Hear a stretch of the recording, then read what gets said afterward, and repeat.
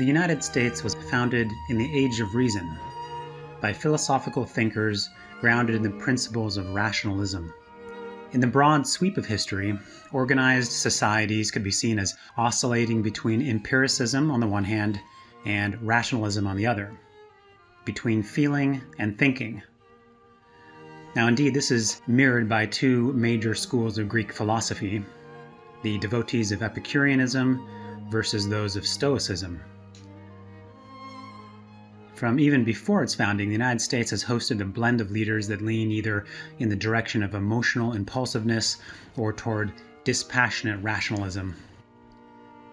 Now, if we step back in time to the year 2000, it is my conjecture that when George W. Bush was narrowly awarded the presidency by the Supreme Court in the Bush v. Gore decision, that feelings and emotions, irrationality and anti-intellectualism, was validated as a predominant path to power in America. This trend toward elevating anti-intellectualism, that is, emotions over logic, has only deepened in the highest levels of American politics in the 20 years since then. To support the notion that W. Bush was the catalyst for modern emotional politics in America, let's remember that W. Bush was widely seen during his presidency as a leader who went with his gut.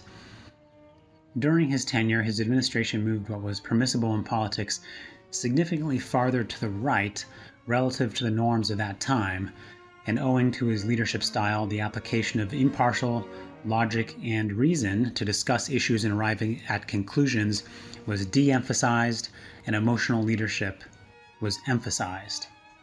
This was not just Bush himself, but this emphasizing of emotion over reason influenced the entire Republican Party, with some standouts such as John McCain, in large part because the leadership styles of those in charge tend to be emulated by subordinates, and also because the Republican Party in recent decades practices a deep-rooted groupthink mentality, which especially after 9/11 became ingrained in the party. That is, anyone stepping out of line or harboring independent notions will be ostracized.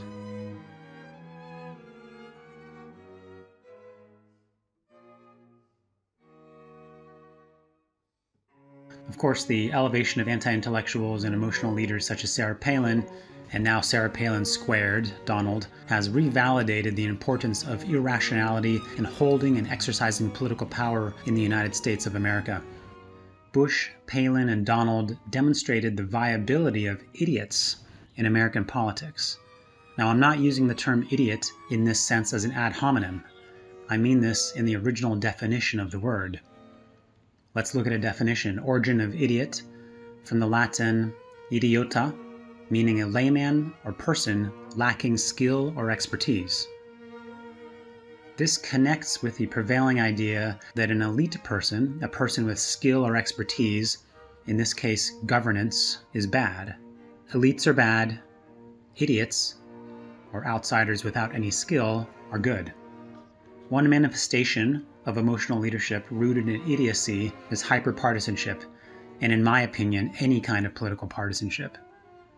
Artificial divisions of left or right predispose the spectator to emotionally dismiss an individual making an argument. We prejudge based on a gut feeling. We become prejudiced toward that individual. If the individual makes a reasoned argument, we become prejudiced toward reason itself. Pundits today call this post-truth politics, but its root is in emotional leadership and the permissibility of irrationality. So my premise is that the United States of America is at this moment an irrational democratic republic. We are therefore, by action and by speech of our top leaders, a country which is illogical and does not advance forward on a federal level, but figuratively mills about in an illogical, unthinking stupor, like a reeling, schizophrenic drunk lurching to the center and to the right by turns. This is important because whether we are rational or irrational makes a difference in whether we are making wise or unwise choices as a nation. A single unwise choice does not threaten our integrity or our global leadership, but a series of them over time will. Because without making mostly wise decisions about, let's say, infrastructure, energy, health, safety, etc., we are less able to adapt to a changing world, and we are less able to innovate meaningfully and shape a future more prosperous for all of us. Let's look at some of the leadership in the country. Mitch McConnell and Donald are both irrational. one through non-thinking, the other through acting on a personal ad hominem basis. Mitch McConnell and Donald are both irrational. Now, McConnell is intelligent, but he governs by personal animus, and therefore he is calculatingly irrational. Now, I've heard this term used differently in a book by the economist Kaplan, The Myth, the Rational Voter.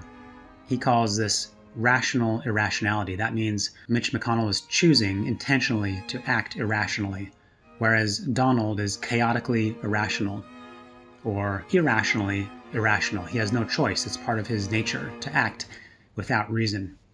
Therefore, as they effectively account for about 2/3 of the federal government, the United States at this moment at a national level is insane and illogical. Incidentally, to be chaotically irrational, as Donald is to be exceedingly dangerous, as self-inflicted wounds are occurring to the national fabric, to our perception by foreign allies, to the unilateral, reasonless withdrawal from international pacts, accords, and treaties, to name just a few. So, how do we get out of this?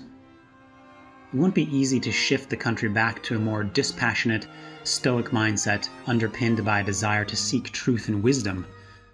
Our current mindset is to passively absorb information that agrees with or reinforces our ingrained prejudgments about a group or concept.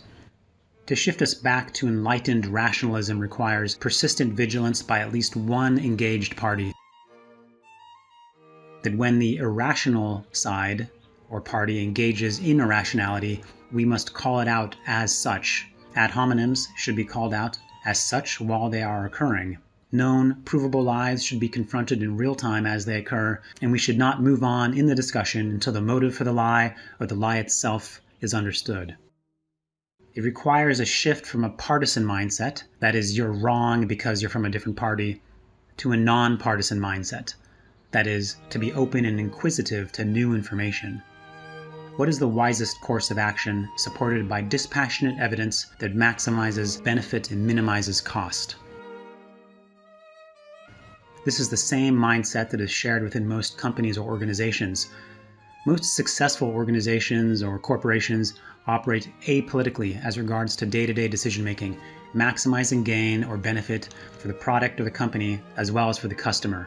When the United States learns to operate apolitically, not bipartisan, but non-partisan at the federal level, then we will have taken a first step on the path toward recovering our national sanity.